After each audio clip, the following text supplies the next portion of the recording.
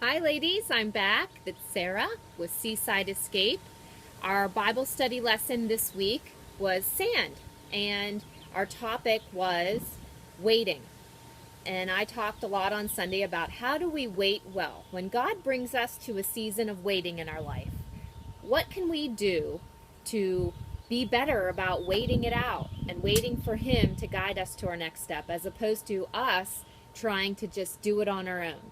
Because sometimes when we try to do it on our own, those quick fixes don't always work and they lead to us waiting even longer. Because as we talked about on Sunday, God is the only one that knows why we're waiting, and He's going to be the one that directs us to our next step. And we talked on Sunday about how we can wait well, about how we need to spend time talking to God and praying to God when we're going through those tough seasons in our life. Some of the women called it an intermission.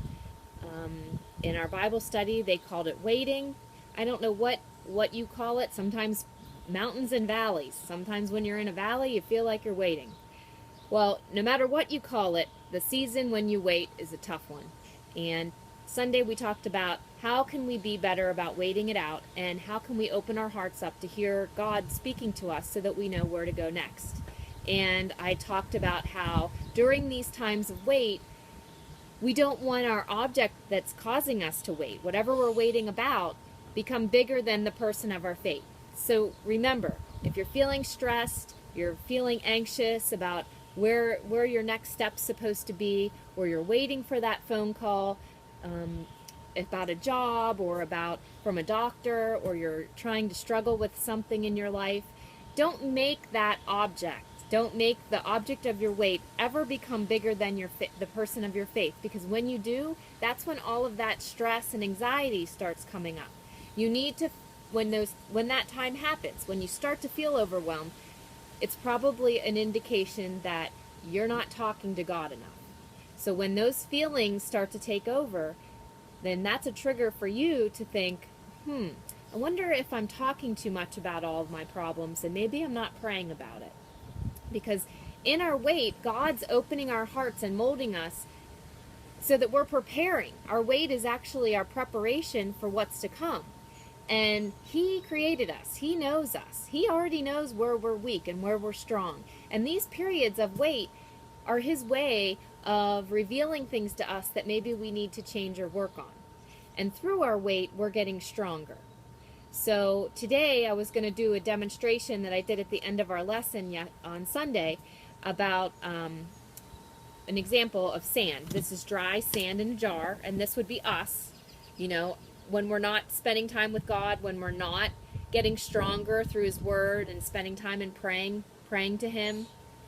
And ladies, if you do feel anxious and you're thinking, wow, I just don't know if I can take this weight any longer, during this time would be a great time to get personal with God. Ask Him during your prayer time, God, help me. God, give me the strength to get through this weight, and God, open my eyes to how you're transforming me so that I can be better prepared for what's to come. He's a good God and He always listens, so I'm sure He's going to give you a sign or talk to you in some way. But if you're not doing that, this is what you look like. Dry sand, sifting. But if you do ask God for help and you spend time with Him,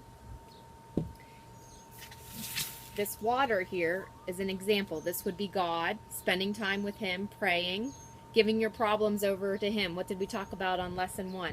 Turning your worry into worship. So you take God's Word and you're the sand. And through the time of your wait, through pressing into His Word, through spending time reading the Bible, and maybe you find some verses that can really help your heart during that time, He's making you stronger. He's getting you ready for that next step. He's building you up. He's molding your heart so that when the time does come and you have to move, you are ready. You're strong. You're built up so that you're ready to climb the mountain that He brings you to. So remember that this week. No matter what's going on in your life, no matter what your weight is, don't allow that weight to be bigger than your faith. And I'm telling you, press into His Word, talk to Him. God will lead you to the next step. Our memory verse for this week was, "For I know the plans I have for you, declares the Lord, plans to prosper you and not harm you, plans to give you hope and a future." God created you. He knows your weaknesses. He knows your strengths. Everything that He's doing through you during this wait is only going to bring better things for you in one way or another. And this Sunday, I'm really excited for these lessons that are coming up. This Sunday, our topic is waves, and we're going to be focusing on our Bible study verse, "Be still and know." In the next few weeks leading up to our final lesson, we're going to have lots of projects to work on during our study time. So I hope you'll be back to join us, and I look forward to seeing you guys again on Sunday. Have a wonderful week.